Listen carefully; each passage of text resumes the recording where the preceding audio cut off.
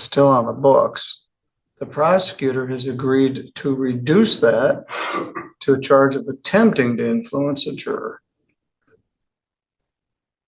There is no an attempt to influence. I don't know if there is such a thing. I don't think there's an attempt. The attempt would be 180 day, but I don't think you could do an attempt of an attempt. You've been in custody for 64 days. So attempt to attempt, I don't think that's a valid charge. So it'd have to just be attempt, which would be a 180 day maximum offense and a fine of up to $500. Do you understand? Yes, sir. Other than that plea offer, did anybody promise you anything to get you to plead to this? No, sir. Or threaten you? No, sir. Do you understand that if you do plead to this charge, you'll be giving up your right to have a trial in front of a judge or jury? There will be no trial. Do you understand that? Yes, yes, sir. If you had a trial, you'd have the right to be represented by an attorney. Ms. Harden is here with you. You could also hire an attorney of your own choosing if you wished. If you had a trial, you'd have a right to have any of the witnesses for or against you subpoenaed to come and testify under oath. You'd have the right to take the witness stand and testify on your own behalf, but you don't have to because you have a right not to testify. And if you did not wish to testify, the judge or jury could not hold your silence against you, and you have the right to be presumed innocent unless the state was able to prove your guilt beyond a reasonable doubt. Do you understand? Yes, sir. Now, I heard about this when this went down. Judge Stutzman was not very happy about this. Yeah. You were having a trial on a resisting and obstructing charge, is that correct? Yes, sir. And then before the jury had reached their verdict, did you have some discussion with a juror in the stairwell? No, no, sir. Tell me what happened. I was actually talking to my family. Right there, they're here with me today. My dad was on the left, she was in the middle, and I was on the other way around. My dad was on the right, my dad's old lady was in the middle, and I was on the left. I was talking to her the whole entire time. All right. Well, were you talking about how unfair all this was, and it was all travesty of justice, and the jurors were there? No. Well, all right. Let's take a look at the affidavit and see what that says. Spoke to Dina Rose. She was a juror in the Adam Waldron trial. She was in the stairwell at the courthouse, talking loudly about the trial and how they thought the evidence presented was bullshit. Dina said at the bottom of the stairs was another juror, and the defendant spoke directly to that juror. Also, the other juror was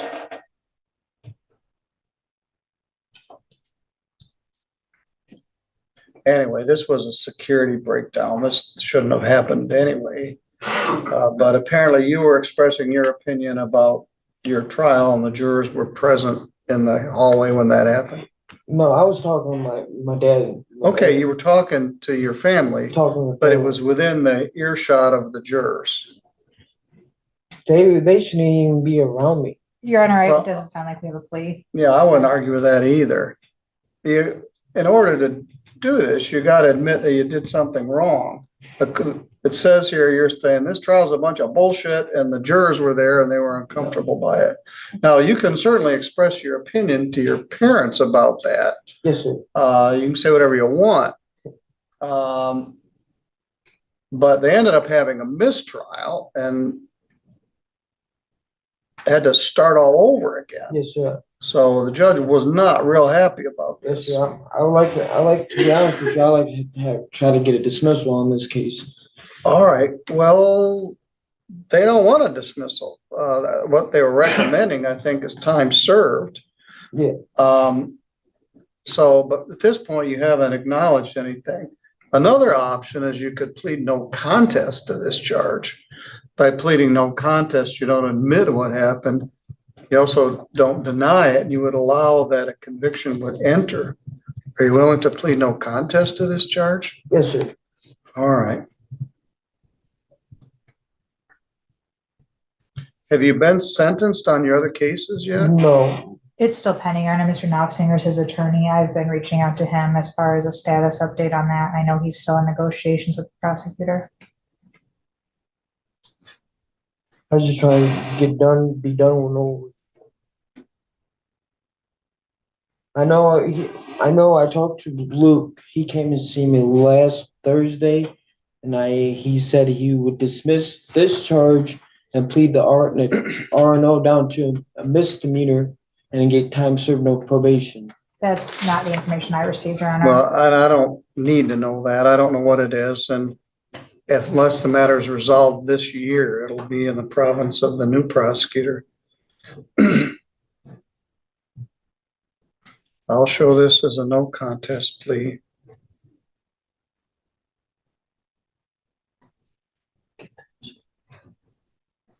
The very first case I tried in December of 1981. I wasn't even born.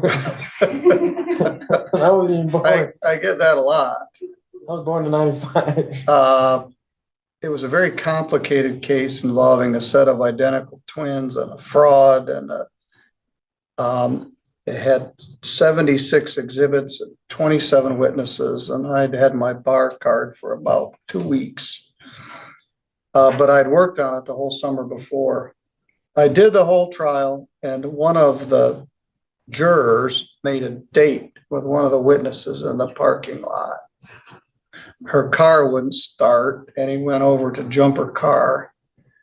And they started to talk, and he was married.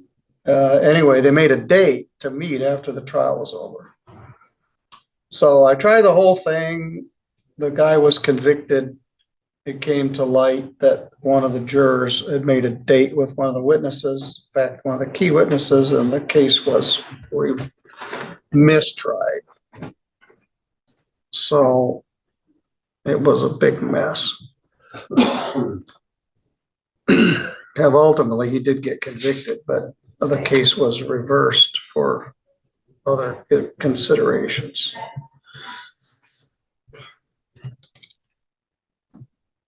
Craig David Neeland was the name of the defendant.